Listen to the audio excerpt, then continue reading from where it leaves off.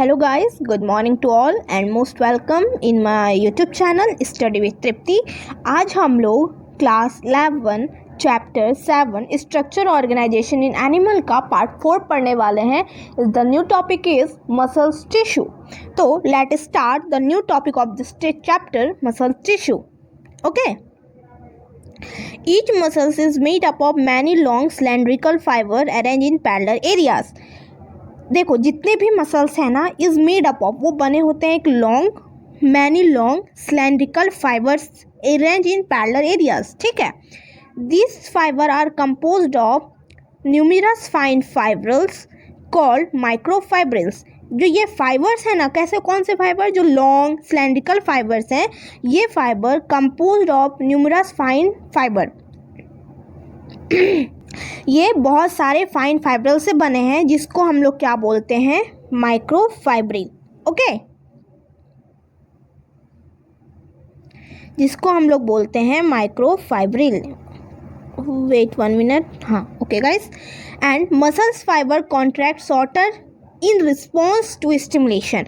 Muscles fiber contract shorten, muscles fiber जो है वो जब कॉन्ट्रैक्ट करता है is response to stimulation, then relax, lengthen and return to their uncontracted stage in a coordinated fashion. Their action moves the body to adjust to the changes in the environment and to maintain the position of the various part of the body। देखो क्या बोल रहा है कि their action moves the body to adjust the changes in the environment. इसका जो action है ना, मतलब मूव करने का, ये क्या करता है, ये बॉडी को जैसे इन्वायरमेंट में चेंज होता है ना, उस कारण से ये बॉडी को उस इन्वायरमेंट में एडजस्ट करने में हेल्प करता है। ठीक है, and various part of the end maintain the position of the various part of the body, और मेंटेन करता है वेरियस पार्ट के, मतलब पोजीशन के, पोजीशन को, किसका, तो बॉडी का। In the general muscles play an active role in all the movement of the body. In general muscles, जो एक जनरल मसल्स होता है उसका प्ले एन एक्टिव रोल, उसका एक रोल होता है कि in all movement of the body, वो क्या करता है, जितना भी बॉडी का मूवमेंट होता है ना, वो कराता है। कौन, तो जनरल मसल्स का ये काम होता है। तो पूछेगा what is the role of general muscles. ठीक है, नीट में भी पूछ सकता है। तो जनरल मसल्स का काम ये होता है कि it's help in movement of body, वो क्या करता है, बॉडी का मूवमेंट कराने में हेल्प करता है। ठीक है। Muscles are the 3 types, skeletal, smooth and cardiac muscles. ठीक, मसल्स जो हैं वो 3 प्रकार के होते हैं। पहला स्केलेटल मसल्स, दूसरा स्मूथ मसल्स एंड तीसरा कार्डियक मसल्स। ठीक, now let start the new topic of this muscles tissue is skeletal muscle. तो हम लोग अब इस मसल्स टिश्यू का पहला मसल्स पढ़ेंगे, जिसका नाम है skeletal muscle. Skeletal muscles tissue is closely attach to the skeletal bone. तो स्केलेटल मसल्स वो मसल्स, वो टिश्यू है जिससे क्या होता है, tissue is closely attach to the skeletal bone. Tissue जो है वो क्लोजली अटैच रहता है, किससे, स्केलेटल बोन से। And in a typical muscle such as the biceps, striped skeletal muscles fibre are bundled together in a parallel fashion. ठीक है, इन a typical muscle such as the biceps, in a typical muscle जैसे कि bicep, striped skeletal muscles are bundle together. Skeletal muscles के जो fibre हैं वो एक साथ बंडल बना लेते हैं इन ए पैरेलल फैशन। कैसे, तो parallelly. A sheath of the tough connective tissue encloses several bundles of muscles fiber. ठीक, जो ये शीथ ऑफ टफ कनेक्टिविटी, जो शीथ है किसका, टफ कनेक्टिव टिश्यू का, इनक्लोज सेवरल बंडल, वो क्या करके रखता है, इनक्लोज करके रखता है, किसको, several bundles of muscles fiber को। You will learn more about in this chapter 20। हम लोग इसके बारे में ना डिटेल में चैप्टर 20 में पढ़ेंगे। ओके, तो अभी इतना ही समझो कि स्केलेटल मसल जो होता है उसका जो टिश्यू है वो क्लोजली अटैच होता है, किससे, स्केलेटल बोन से। और it is in a typical muscle such as biceps, जो टिपिकल मसल्स होता है जैसे कि bicep, striped skeletal muscles are bundled together. Striped skeletal muscle क्या होते हैं, बंडल्ड होते हैं एक साथ। ठीक है, जैसे देखो यहाँ पे देखो, अब दूसरा पढ़ेंगे पहले स्मूथ मसल्स, उसके बाद फिर मैं डायग्राम तीनों का एक साथ बता दूंगी कि क्या डिफरेंस है, कैसे क्या है। Okay, the smooth muscles fibres tapper और बोथ इन। ठीक है, स्मूथ मसल्स का देखो टैपर है, बोथ इन, इसको हम क्या बोलते हैं, टैपर, टैपिफॉर्म। तो ये जो है ये टैपर है दोनों एंड से, एंड इसको हम क्या बोलते हैं, फिसिफॉर्म। एंड डू नॉट शो स्ट्रेशन, और ये क्या शो नहीं करता है, स्ट्रेशन शो नहीं करता है। Cell junction hold them together and they are bundled together in a connective tissue sheath. Cell junction क्या करता है, इसको होल्ड करके रखता है, देखो यहाँ पे सेल जंक्शन है, इसको होल्ड करके रखता है एक साथ। And they are bundled together in a connective tissue sheath, और ये क्या करके रखते हैं, बंडल बना के रखते हैं, किसमें, in a connective tissue sheath पे। The wall of internal organ such as blood vessels, stomach, intestine contain this type of muscles tissue. It is important, पूछेगा कि स्मूथ मसल्स कहाँ कहाँ प्रेजेंट होता है। तो smooth muscles, the wall of internal organ, internal organ के wall पे कौन से मसल्स प्रेजेंट होता है, स्मूथ मसल्स, जैसे कि ब्लड वेसल्स, यहाँ पे स्मूथ मसल्स होगा, स्टोमक में स्मूथ मसल्स होगा, इंटेस्टाइन में स्मूथ मसल्स होगा। Smooth muscles are involuntary, has their functioning can not be directly controlled. ठीक, स्मूथ मसल जो है वो इनवॉलेंट्री होता है, जिसका फंक्शन जो है हम लोग डायरेक्टली कंट्रोल नहीं कर सकते हैं। तो वॉलेंट्री क्या हो गया, वॉलेंट्री हो गया जिसका हम लोग अपने आप में हम लोग खुद से कंट्रोल कर सकते हैं। लेकिन इनवॉलेंट्री किसको कहते हैं, जिसको हम लोग डायरेक्टली कंट्रोल नहीं कर सकते। We usually are not able to make it contract merely by thinking it about we can do with skeletal muscles। ठीक, अब देखो तीसरा है cardiac muscles tissue. Cardiac muscles is a contractile tissue present only in heart. Cardiac muscle जो है ये एक contractile tissue है जो प्रेजेंट होता है सिर्फ कहाँ पे, हार्ट पे। जो जो लाइन इंपॉर्टेंट है ना वो मैं लास्ट में अंडरलाइन कर दूंगी सारा, ठीक है। Cell junction fuse the plasma membrane of cardiac cells. Cell junction क्या करता है, फ्यूज करता है प्लाज्मा मेम्ब्रेन को, किसका, कार्डियक सेल्स को, and make them stick together, और क्या करके रखता है, ये स्टिक करके रखता है। देखो यहाँ से आया, यहाँ से आया, यहाँ पे क्या कर दिया, स्टिक करके रखा है। कम्युनिकेशन जंक्शन इंटरकलेटेड डिस्क और at the some fusion point allow the cell to contract as a unit.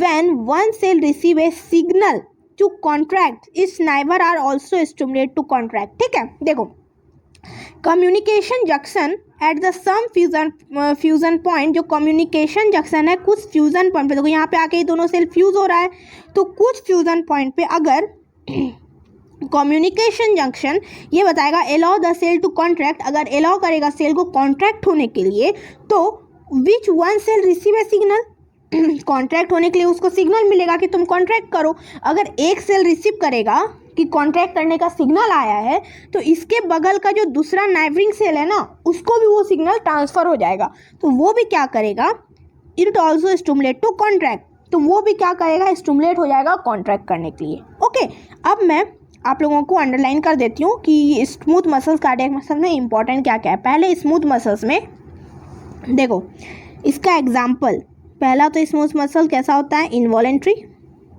Okay, तो मैंने ये अंडरलाइन कर दिया है। एक तो हो गया मेरा स्मूथ मसल्स का एग्जाम्पल, दूसरा स्मूथ मसल्स कैसे होते हैं, इनवॉलेंट्री होते हैं। और देखो इसका ये याद रखना, डिफरेंस पूछेगा, skeletal muscles, smooth muscles, cardiac muscles में डिफरेंस पूछेगा। तो स्मूथ मसल्स कैसा है, इनवॉलेंट्री है, बट जो स्केलेटल मसल्स है और कार्डियक मसल्स है वो दोनों क्या होगा, वो वॉलेंट्री होगा, मतलब उसको हम लोग डायरेक्टली कंट्रोल कर सकते हैं, मतलब डायरेक्टली कंट्रोल हो जाता है। ठीक है, अब हम लोग यहाँ पे डायग्राम देखेंगे कि ये डायग्राम किसका है, 7.7 मसल्स टिश्यू का, जिसमें पहला है स्केलेटल मसल्स, दूसरा है स्मूथ मसल्स एंड तीसरा है कार्डियक मसल्स। ठीक, ये क्या है, स्ट्रेशन है। देखो ये जो लाइन लाइन ऐसे ऐसे बना हुआ है ना, ये सब क्या है, स्ट्रेशन है। तो ये स्ट्रेशन इसमें प्रेजेंट है, इसमें है, इसमें प्रेजेंट नहीं है, फिर इसमें प्रेजेंट है। तो हम एक डिफरेंस तो ये बता दिए कि ये क्या है, ये क्या है वॉलेंट्री, ये क्या है इनवॉलेंट्री, दूसरा क्या है वॉलेंट्री। पहला डिफरेंस, दूसरा कि ये क्या है, स्ट्रेशन, दूसरा नॉन स्ट्रेटिफाइड, तीसरा स्ट्रेटिफाइड। ठीक है, अब देखो तीसरा डिफरेंस, ये क्या है इसका न्यूक्लियस, ठीक, और ये वाला इसका न्यूक्लियस है, ये जो है ये इसका न्यूक्लियस है, देखो ये लिखा हुआ भी है, ये स्मूथ मसल्स फाइबर्स हो गया, इसका न्यूक्लियस ये हो गया, junction between adjacent angle adjacent cell, sorry guys, junction between adjacent cell, ये जो जंक्शन है इसको हम कहते हैं जंक्शन बिटवीन एडजेसेंट सेल, देखो यहाँ पे जो दो आके फ्यूज हुआ है ना, इसको हम कहते हैं junction between adjacent cell. Okay, तो दो डिफरेंस बता दिया मैंने कि वॉलंटरी वाला और स्ट्रेशन वाला, और अगर आपको डिफरेंस चाहिए तो प्लीज़ कमेंट में, मैं आपको रिप्लाई करूँगी। अब हम लोग आगे पढ़ेंगे neural tissue. Neural tissue. Okay. Neural tissue exert the greatest control of our body to responsiveness to changing condition. Neural tissue जो है वो extract the greatest control over the body's responsiveness to changing condition. Neural tissue का सबसे main role होता है कि वो हमारे बॉडी को कंट्रोल करता है, रिस्पॉन्स करने में मदद करता है, ठीक है। Neurons is the unit of neural system और एक्साइटेबल सेल्स। न्यूरॉन्स जो है वो यूनिट है किसका, न्यूरल सिस्टम का, और जो क्या है एक्साइटेबल सेल्स है। And the neuroglia cell which constitute the rest of the neural system protect and support the neuron. Neuroglia क्या करता है, which constitute the rest of the neural system, protect and support neurons, वो support करता है, protect करता है neurons को, ठीक है। कौन, तो न्यूरोग्लिया सेल। न्यूरोग्लिया वो एक्साइटेबल सेल नहीं है, लेकिन न्यूरॉन जो है वो एक्साइटेबल है। Neuroglia makes up more than 1/2 of the volume of neural tissue in our body. तो न्यूरोग्लिया क्या करता है, वो बनाता है more than 1/2 volume neural tissue में, ठीक है। 50% क्या होता है था, न्यूरल ग्लिया होता है, न्यूरोग्लिया होता है हमारे बॉडी में। When a neuron is suitably stimulated, an electrical disturbance is generated which swiftly travels along its plasma. Okay? क्या बोला है देखो, when a neuron is suitably stimulated, अगर न्यूरॉन स्टिमुलेट हो गया, एंड इलेक्ट्रिकल डिस्टर्बेंस जनरेट, तो electrical disturbance generate हो जाएगा, which swiftly travel along its plasma, जो स्विफ्टली ट्रेवल होगा किसके अलोंग, प्लाज्मा के, प्लाज्मा मेम्ब्रेन के। And arrival of the disturbance of neuron ending और output zone trigger event many cause stimulation और इनिवेशन ऑफ एडजेसेंट न्यूरॉन और other cell. तो उसके कारण क्या होगा, अगर एक न्यूरॉन में मान लो कि स्टिमुलेशन आया, तो उसके कारण क्या होगा, एक एंड से दूसरा न्यूरॉन जुड़ा रहता है, तो उस एंड से क्या जाएगा, दूसरे न्यूरॉन में भी चला जाएगा स्टिमुलेशन, उसको भी डिस्टर्बेंस होगा। तो वही बोल रहा है कि arrival of the disturbance of the neurons ending और output zone trigger event many cause stimulation and inhibition of adjacent neuron. Adjacent neuron मतलब मान लो कि ये एक मेरा न्यूरॉन है, ठीक है, यहाँ पे भी एक न्यूरॉन ऐसे ऐसे कनेक्ट होगा, तो अगर इसमें स्टिमुलेशन जनरेट होगा तो ऑब्वियस सी बात है ये वाला जो स्टिमुलेशन होगा ये इसमें भी ट्रांसफ़र हो जाएगा, तो इसका जो स्टिमुलेशन जनरेट हुआ वो कहाँ चला जाएगा, वो इसमें भी चला जाएगा। तो वही बोल रहा है कि अगर एक न्यूरॉन्स में अगर डिस्टर्बेंस जनरेट होगा तो वो ट्रांसफ़र हो जाएगा दूसरे न्यूरॉन में, और इसके बीच वाले पार्ट को क्या बोलते हैं, स्नैप्स बोलते हैं, ठीक। अब हम लोग इसका डायग्राम देख लेते हैं। ये क्या है, neural tissue neurons with neuroglia. Neural tissue है किसके साथ, न्यूरॉन्स और न्यूरोग्लिया के साथ। देखो जो मैंने बनाया था उधर नीचे में, तो ये क्या है, न्यूरॉन, इसका ये वाला पार्ट को क्या बोलते हैं, एक्सोन। ये पूरा है सेल बॉडी विथ न्यूक्लियस, ये क्या है, न्यूक्लियस है। ये डेंड्रॉइड्स, जो ये देखो ऐसे ऐसे ऐसे हो गया ना, उसके बाद जो ये नर्व निकलता है इसको हम क्या बोलते हैं, इसको हम डेंड्रॉइड्स बोलते हैं, ठीक। और ये क्या है, ये न्यूरोग्लियल है, यहाँ पे होता है न्यूरोग्लियल ऐसे ऐसे, ठीक है। तो ये क्या हो गया, एक न्यूरॉन्स हो गया, ये एक्सॉन हो गया, ये डेंड्रॉन हो गया, और ये क्या हो गया, सेल बॉडी हो गया। यहाँ पे क्या होता है, न्यूक्लियस होता है, लाइक दिस ऐसे, ओके। तो आज के लिए इतना ही। सो थैंक यू गाइज, और मेरे चैनल को लाइक करो, सब्सक्राइब करो, शेयर करो। So thank you.